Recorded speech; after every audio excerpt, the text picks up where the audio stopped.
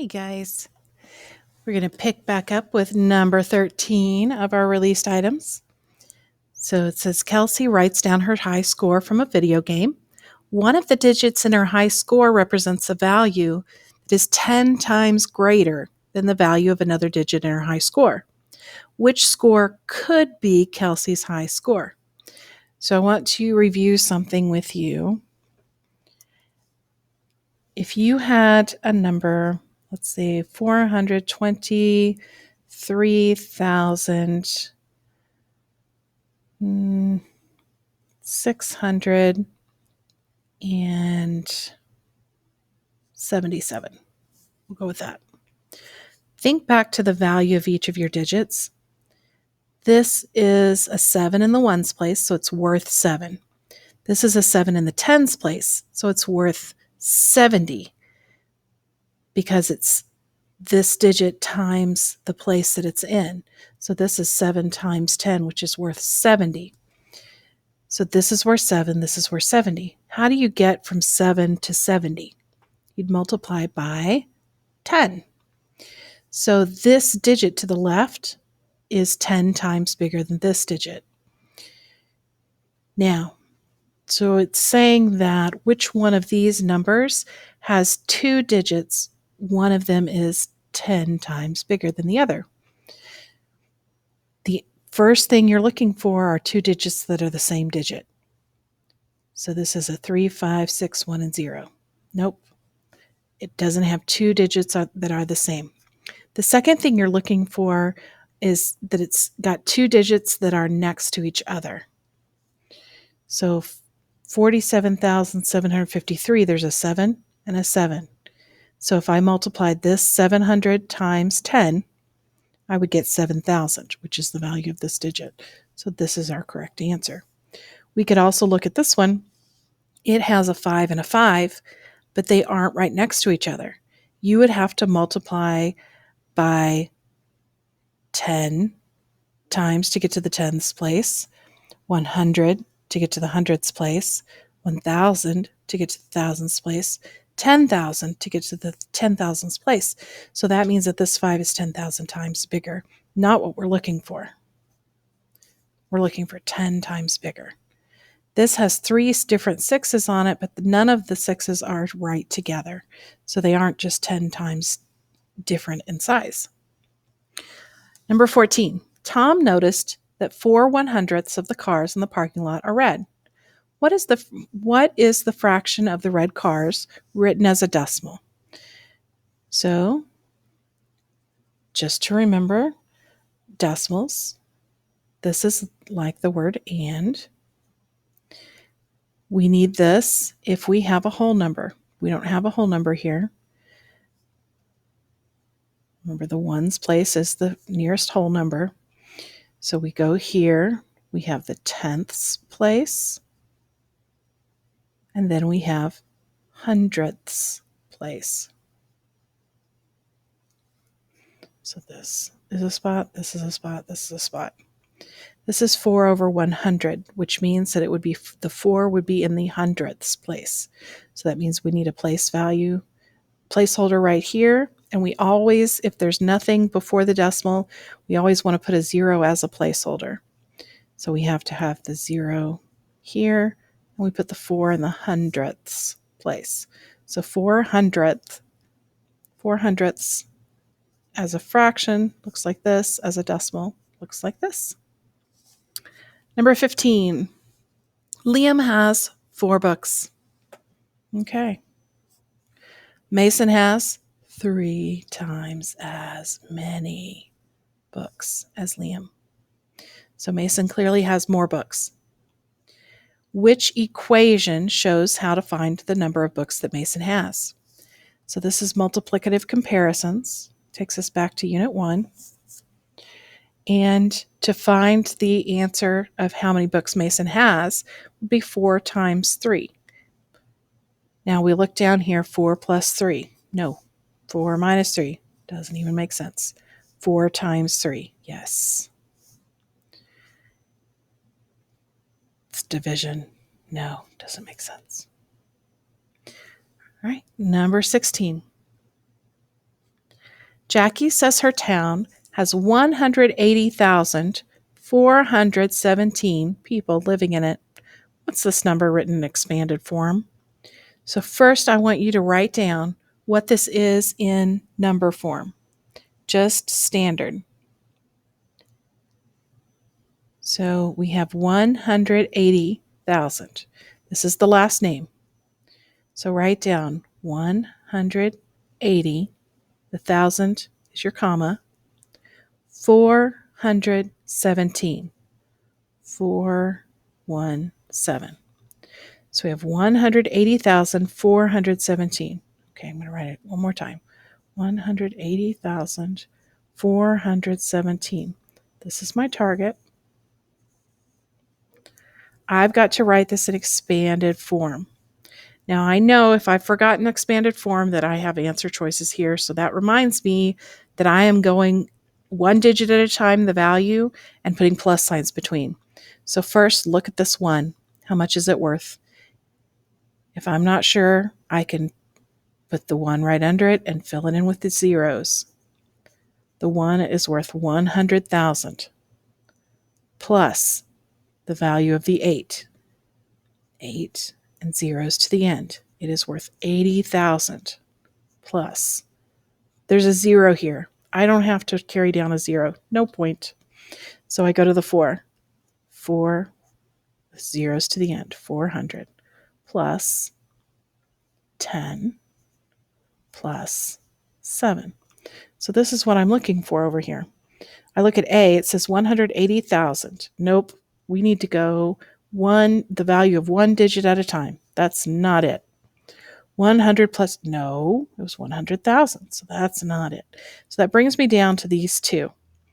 So I've got the 100,000 plus 80,000 is the same in both. It's where I get to the 4.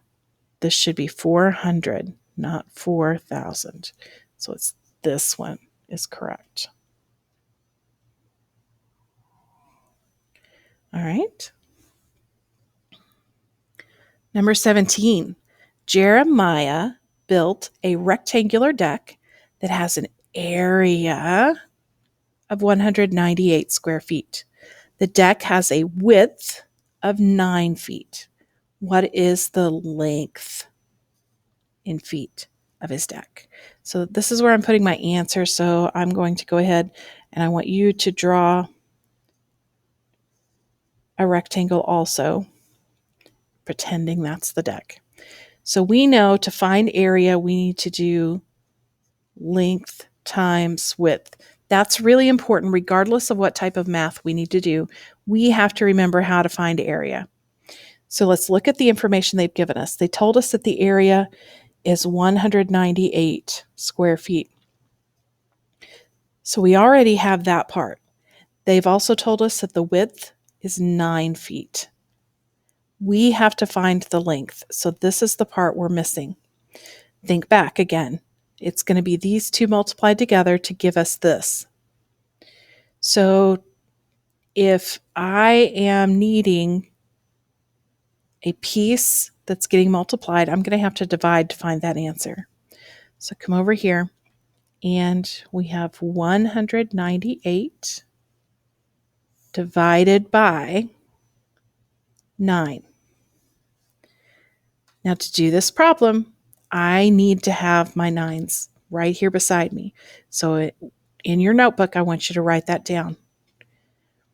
We've got 9 times 1 is 9. 9 times 2 is 18. 9 times 3 is 27. 9 times 4 is 36. 9 times 5 is 45. 9 times 6 is 54. 9 times 7 is 63. 9 times 8 is 72. And 9 times 9 is 81. When we're doing long division like this, we don't have to go past multiplying by 9. That will get us there. So my steps for long division are divide, D, multiply, M, subtract, S, and bring down, B. So my first step is divide. I'm dividing this first digit that's inside this house by the number on the outside. What can I multiply 9 by to get 1 or close to 1 without going over? I look at my list and there's nothing here. So literally there's nothing. It's a 0. So that's divide. Next, I need to multiply the number up here by the number on the outside. 0 times 9 is 0. Divide, multiply, subtract. So I have 1 minus 0 is 1. Divide, multiply, subtract, bring down. So I need to bring down my 9 right down here. If I bring down, then that means I have to go all the way back to the beginning, and I'm dividing again. I'm dividing this number by the number on the outside. So 19 divided by 9. So look at our list. 9, 18, 27. We can't go over, so we have to go back up to the 18. Well, how many groups of 9 did it take to make 18? It took 2. So the 2 goes up here. That's still part of the divide. Then we need to multiply. We're going to multiply the number on the outside by the number we just wrote down. So 2 times 9 is 18. So that was multiply. Now we subtract. 19 minus 18 is 1. After we subtract, we bring down. We've got an 8 here. We need to bring it down beside the 1. So now if we bring down, we have to repeat. We have to start over. So now we're dividing this number by 9. So how many 9s does it take to give us 18 or close without going over? We can go exactly. So that took 2 groups of 9. So that was divide. Multiply the number on the outside by 9. 2 times 9 is 18 exactly. Subtract. And we have nothing left. So this tells us that this length is 22 feet. Now, this isn't the only way you could solve this problem. There are actually lots of ways that you could solve this problem. You could keep making groups of 9 until you got 22 groups of 9. I'm going to erase this to show you one other thing that you could do. You could use a handy-dandy ratio table on this one too. If I made a ratio table like this, and I'm trying to see 9 times what gets me to 198. So let's say right here would be number of 9s.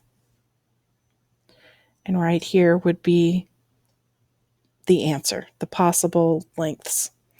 So if I have one group of 9, I have 9. Now, I know that it's going to be pretty big to get to 198. So maybe I go ahead and I want to multiply. Just go ahead and go by 10. So 10 groups of 9 would be 90. This was times 10, so this was times 10. Remember, I'm going to stop when my bottom number is 198. Okay, so this was 10 groups of 9. And I'm going all the way to 198. So what if I go to, I don't know, what about 20? What if I double this? That would be 90 plus 90, because this would be times 2 this time. So I'd have to do this times 2. 9 plus 9 is 18, so 90 plus 90 is 180. Notice I'm getting really close now. 198 minus 180 is 18. So how many groups of 9 would that take? If this took 20, I would need 2 more groups. So that would mean 22 groups of 9. And I would add my 18 to this to get 198. Just saying there are multiple ways to get to the problem, get to the answer of the problem. If you're not comfortable with one of the things that we're doing, you can come up with other ways to get to your answer. All right, number 18. Select the two prime numbers. Notice this says two prime numbers. Very, very, very important, because when you get to the end of the map test, it is not going to say, hey, bud, you forgot to answer two questions, two parts of a question. What it will do is when you get to the end, your box will not have a check mark in it. You'll have to go back and look to figure out why it wasn't completed. So make sure that you read very, very, very carefully. Select the two prime numbers. So when we're trying to find prime numbers, remember that means that it only has two factors, it and the number 1. So we talked about this word and writing this word this way this year when we talked about prime and composite. Prime numbers only have two factors, 1 and themselves. So let's factor these out and see which ones are prime. Don't just rush to choose your answers. Go ahead and take this time because you have it. So the number 8 has 1 and 8. That's where we would always start. It's an even number, so we know that 2 times something. So what would we multiply 2 by to get 8? Be 4.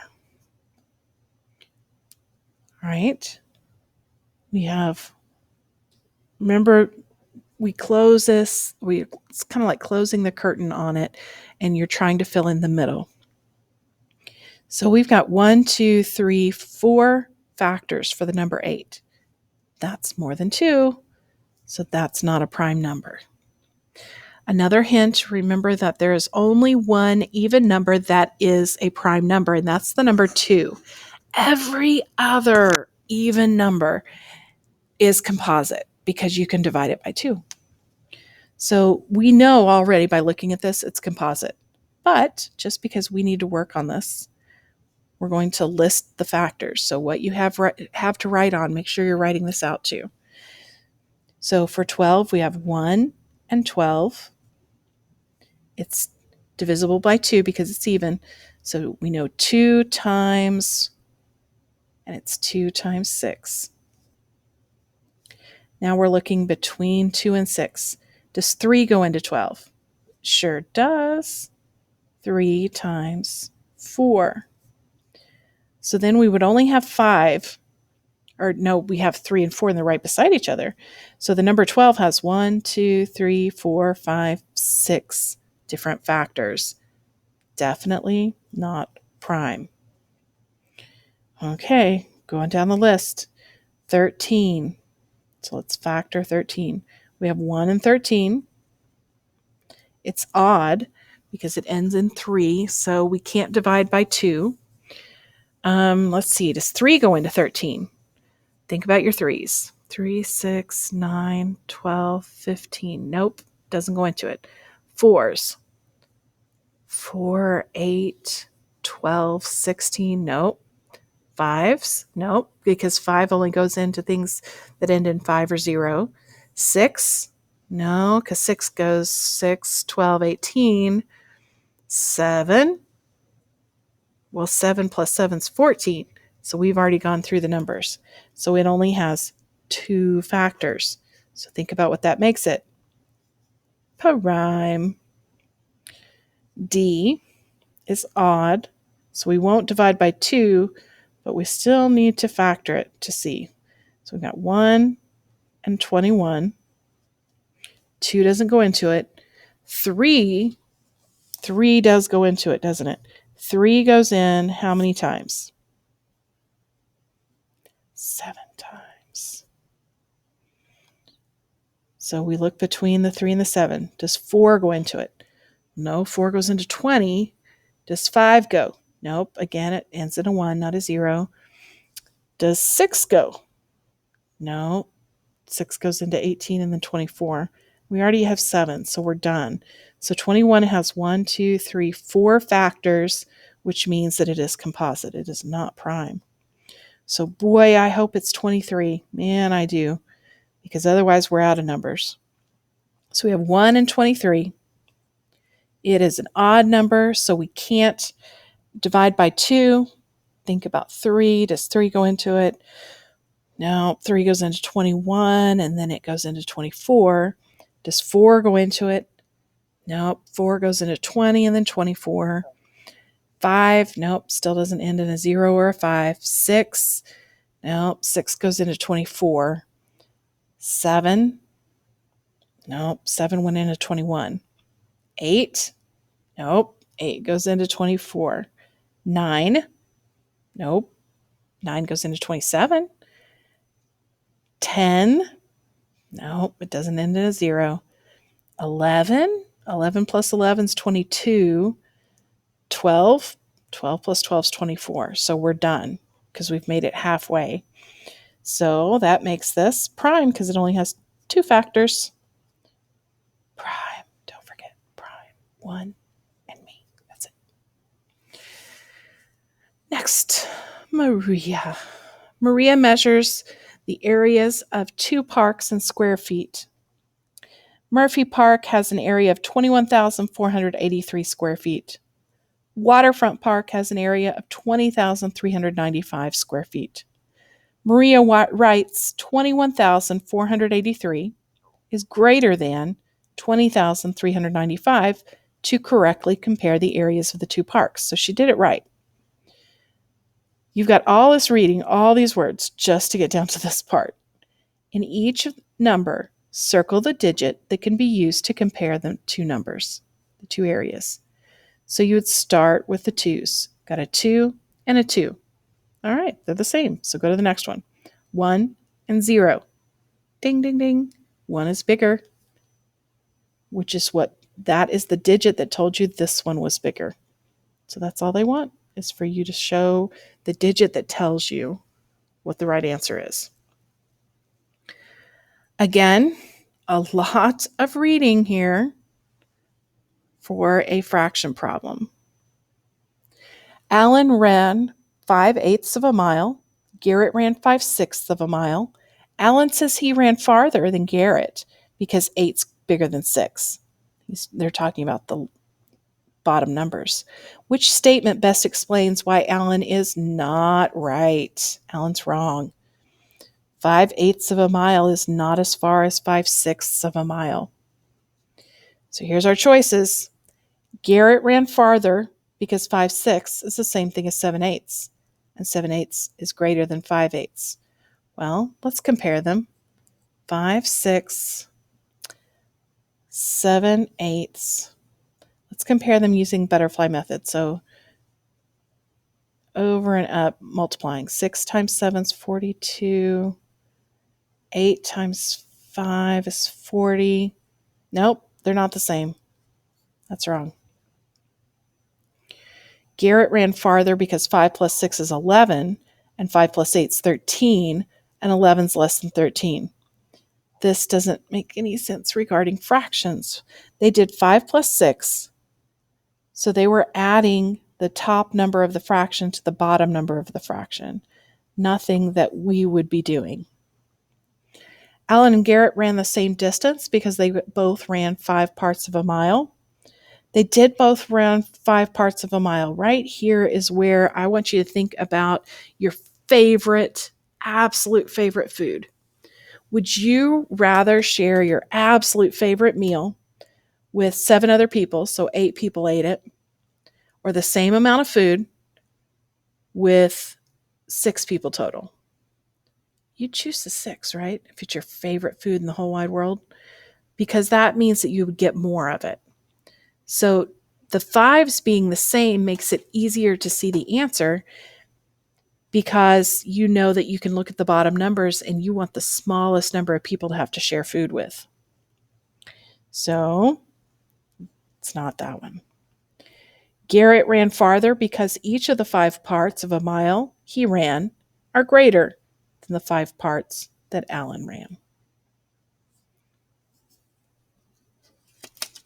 All right. Almost done here with this part.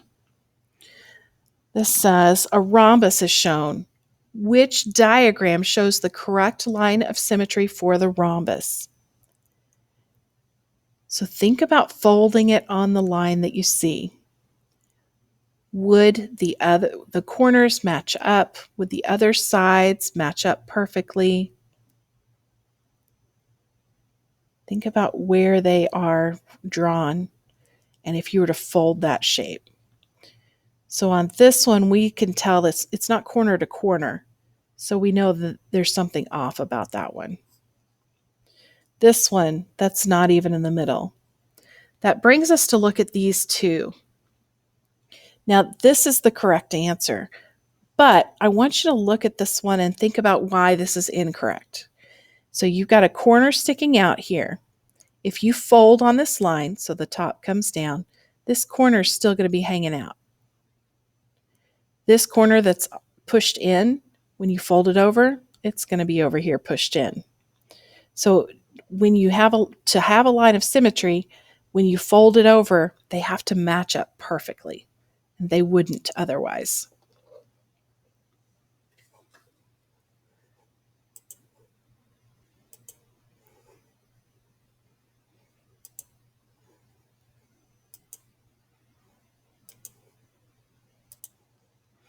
So I wanted to show you something else.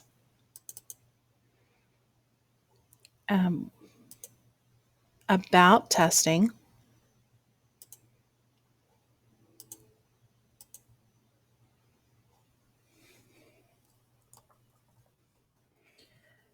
I know that some of you have already come up to do the ELA part. A few things very, very, very important. One thing is, when you take the actual test, there's going to be 3 sections, 3 sessions, and the last one's going to be a performance event. You're going to have these directions. You're going to have a passage, maybe similar to this, just a little bit of reading. You'll probably have a chart or a line plot or something like that. And then you're going to have to do some explaining. I want to make sure that you do see if you're going to need a $sign or a symbol that you can't type. If you have a box like this that has this little bitty EQ, you need to use it if needed. It's this teeny tiny little EQ that you may not even pay attention to and see. But if you don't click on it, you're not able to use some of these symbols that are there. If you need to use it, let's say we needed to put 5.5. So if I need a fraction, I clicked on, let me try again. Pull that up. So I clicked on this. Now I put the number that needs to go in the top box, and then I click to the bottom and I put the number that needs to go in the bottom box. If I needed this to be 5.5, I need my cursor to be before the half, and I'll put the 5 in front. Whenever I'm done with this part, I can hit OK, and it pops into my box. Let's say I needed to type an answer. For instance, in this particular problem, I'm going to need to explain that Michael's not correct. So I could come in here and say, Michael, if I spell his name right, but Michael is not correct because, please always explain your answer, because 24 has more factors than 26. And then perhaps I go ahead and list those factors. Then I hit OK, and that also pops in down here. When I go to the end, one other thing, Notice that there is no check mark here, which means that it has not been answered. So I need to go back into it. The reason is because this part has not been answered. So I'm not taking you through each individual what we need to be doing. I will just give you the quick rundown. We're supposed to be listing factors for each of these numbers. So let's say I do some of the factors here.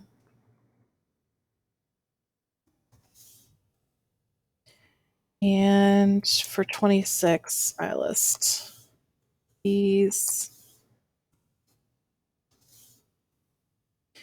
And then let's say I try to go to the end. It still isn't completed. What if I go ahead and hit end test? Do you see this stop sign and all of this is in red? It's in red because I did not finish something. If I go ahead and submit, I am not going to get all the points because I didn't even finish the test. I can go back to review, go through, put the rest of my answers in. So this would be 1, 2, 3, 6, 9, and 18. This would be 1, 2,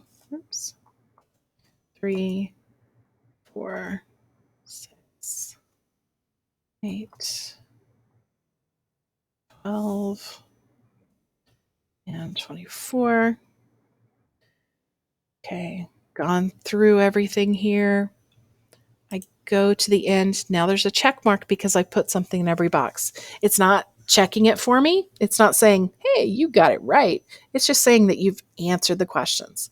Now if I go to end test, oh, look at that. Still have the stop sign, but the words are green. Oh, beautiful green. So then I would be able to submit.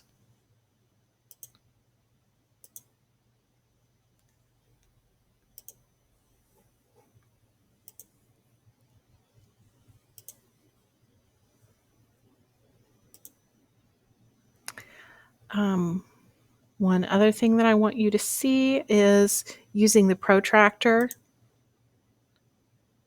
Some questions will ask you to use a protractor to measure angles in degrees. It can be repositioned as needed. The protractor also has the ability to rotate. Just select above the numbers near the outside edge of the protractor to change the protractor to the desired angle. Close the protractor by selecting the X or pressing the Escape key on your keyboard. Some questions will ask you to use the protractor to draw angles in degrees. Position the protractor using the pointer, and then use the pointer to select the graphic to create the angle. To change the angle, select the Reset All button. Then draw a new angle. So I want you to notice this right here is the tools if you're going to need a ruler or a protractor. The line guide is very helpful. There is an X plus Y reference sheet, and that will bring up the reference sheet that I talked about yesterday and that you also should have in your bag that I prepared for you. So that's it for today. I hope you have a great evening, and I will talk to you soon. Bye, guys.